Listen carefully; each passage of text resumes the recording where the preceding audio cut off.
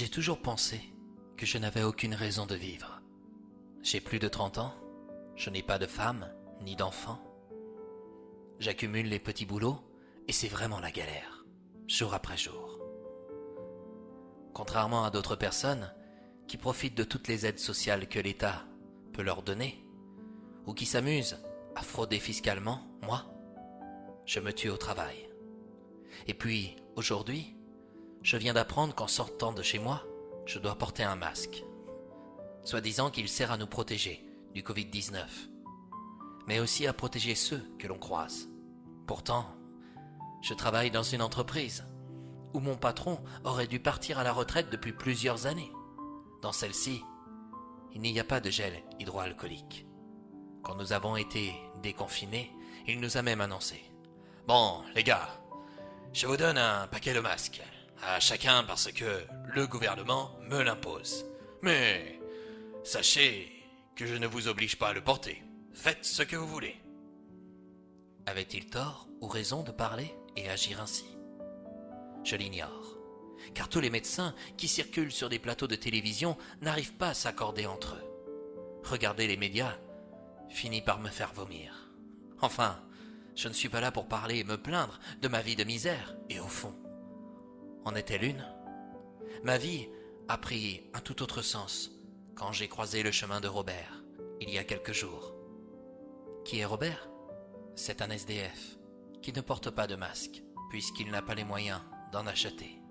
Et, dès le début de notre rencontre, il m'a avoué qu'en ces temps, il préférait être ce qu'il est devenu que de supporter ces bouts de tissu complètement absurdes. Robert était assis à côté de l'entrée d'un Lidl.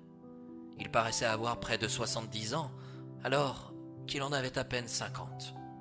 J'ignore si tout ce qu'il m'a raconté sur sa vie est vrai. En tout cas, ce qu'il m'a résumé demeure une belle leçon de vie. On veut toujours aider les autres, encore faut-il savoir comment s'y prendre. C'est pourquoi, gentiment, je me suis proposé de lui acheter quelque chose à manger. À cet instant, dans ses yeux, j'ai aperçu un immense merci. Il me semblait que c'était la moindre des choses que je puisse faire. En sortant du magasin, je lui offris un bon sandwich et lui demandai si je pouvais m'installer à côté de lui. Étonné, il accepta. J'avais envie de faire sa connaissance. Je me moquais bien du regard des autres, et puis, c'est drôle. Les gens vous remarquent plus quand vous essayez de vous démarquer de ce que la société nous exige d'être. Égoïste, sans scrupules, violent. Oui, il y a de l'ensauvagement. La faute à qui, aussi?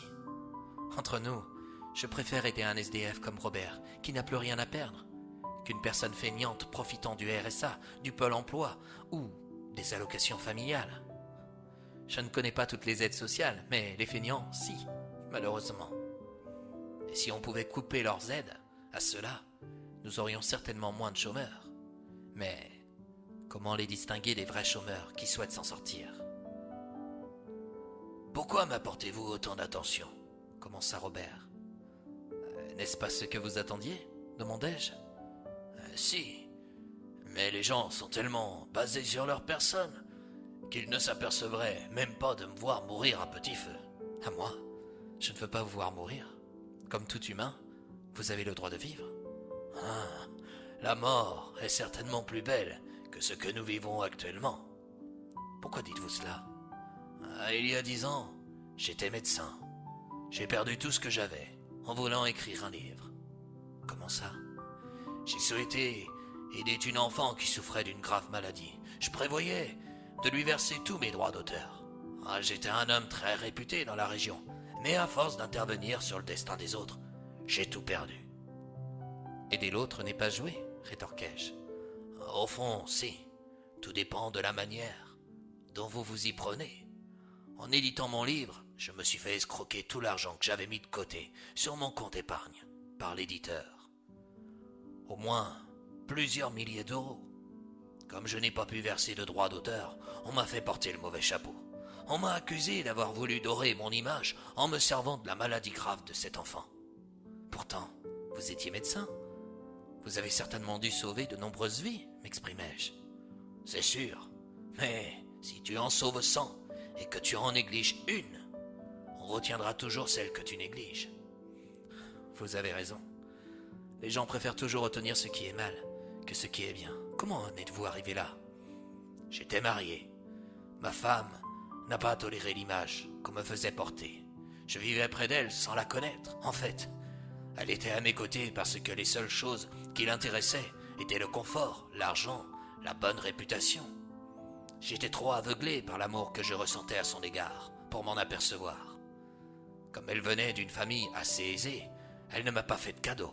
J'ai même dû vendre mon cabinet. En même temps, mes patients me fuyaient. Les parents de l'enfant que je souhaitais aider ne m'ont pas épargné non plus. Ils m'ont interdit d'approcher leur enfant et ont souhaité tirer un trait sur moi, en bousillant ma notoriété. Ils ne croyaient pas à mon escroquerie. Depuis combien de temps êtes-vous à la rue? Oh, je ne compte plus les années, mon gars. Même vivre dehors en pleine canicule est loin d'être plus agréable que l'hiver, où l'on peut se réchauffer avec quelques bouts de carton. Avec le Covid qui traîne, cela n'arrange pas votre situation, osais-je. Cette pandémie me fait bien rire, m'avoua-t-il. Pourquoi? Elle est ici pour affoler le monde, et certains s'enrichissent sur le dos de ceux qui se tuent au travail. Ah, je serais vous. J'enlèverai de suite ce masque. Ah, pourtant, on nous y oblige, sinon, c'est 135 € d'amende. C'est pour ça que je préfère encore être SDF. Moi, je n'ai rien à perdre. Je ne peux plus rien donner. Et on ne va pas rester 24 heures sur 24 à mes côtés pour voir si je porte ce bout de tissu ou non. Vous vous opposez au port du masque? Ah, totalement, me répliqua-t-il. Et pourquoi donc? Parce qu'il est nocif pour la santé de chacun de nous. Personne ne s'en rend compte. On y réfléchit. Les enfants viennent de faire leur entrée. Comme chaque année, la plupart se retrouvent enrhumés et les parents le deviennent ensuite. Mais leurs maladies vont s'aggraver dans les semaines ou les mois à venir s'ils continuent à porter ce masque. Un masque devrait être changé toutes les 2 heures. Est-ce respecté? Bien sûr que non. Au-delà, si vous avez une rhino, une angine, vous respirez à nouveau son germe et vous ne vous en débarrassez pas. Il va y avoir une explosion de cancer des poumons et autres dans les mois à venir. Le mieux serait de rester chez soi et d'attendre. Mais ça, ce n'est pas possible. Les gens deviendraient fous et quel grand manque à gagner pour le porte-monnaie de notre gouvernement. C'est pour ça qu'ils se rattrapent en vous faisant payer vos masques. Sans m'en apercevoir, en discutant avec Robert, je me rendis compte que ça faisait plus d'1 heure qu'on échangeait. Effectivement, son apparence laissait à désirer. Mais la rue n'arrange pas un homme, ni une femme, physiquement. Néanmoins, malgré la dureté de la solitude en pleine rue, son cœur demeurait intact. Je me disais que je ne pouvais pas le laisser ainsi. Alors, je me suis apprêté à accomplir certainement ma raison de vivre. Voudriez-vous venir chez moi? Comment? Écoutez, je ne vous demande rien. Simplement d'accepter de recevoir ma main. C'est peut-être l'une des seules occasions qui vous permettra de vous reconstruire une situation. Ah, je ne peux pas accepter votre pitié. Je ne ressens aucune pitié à votre égard, mais plutôt de l'affection. Vous n'y gagnez rien en me permettant de m'en sortir. Oh que si, une belle raison de vivre.